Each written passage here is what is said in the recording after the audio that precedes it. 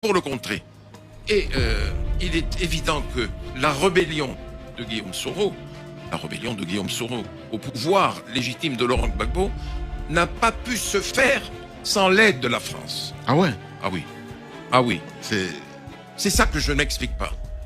La rébellion de Guillaume Soro a été financée par la France. Jacques Chirac était très lié à Blaise Compaoré. Oui.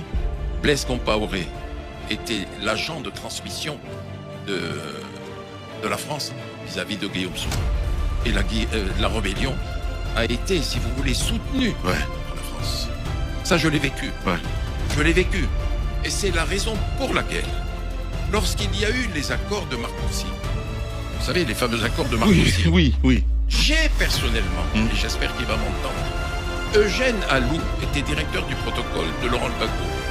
Il vient à Paris préparer l'arrivée de Laurent Gbagbo pour les accords de Marcoussis.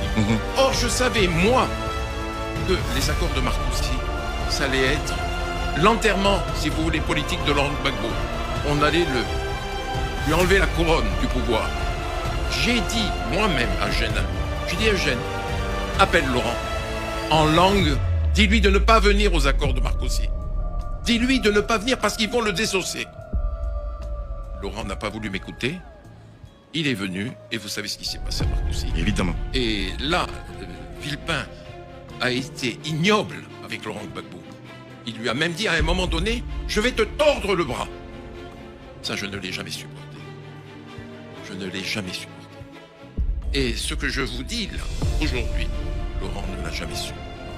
Il va l'apprendre à travers notre émission. À travers votre émission. Franc-parler sur Espace, mesdames et messieurs, de retour évidemment avec un invité exceptionnel ce matin, Robert Bourgi. Avec lui, on décrypte l'actualité pour qu'on se replonge un petit peu dans les archives. Entre autres, mon cher Bad, il l'a évoqué, il l'a dit, parce que l'information principale ce matin, si je peux me dire ainsi, c'est cette rébellion du côté de la Côte d'Ivoire. À l'époque, il faut le rappeler, Guillaume Soro, si vous nous dites que cette rébellion a été financée par la France, moi, soutenu par la France, pas financée. Soutenu par la France. Qu'est-ce que vous appelez être soutenu pour un peu lever l'amalgame, puisque très souvent soutenu, ça sonne aussi peut-être financé quelque part. Écoutez-moi bien. Je ne dis que ce que je sais. Mais qu'on veuille bien aussi remplir les points de suspension. Quand on soutient, on finit. Et forcément.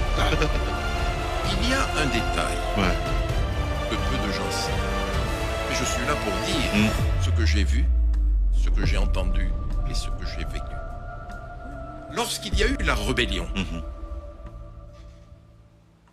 Guillaume Soro et ses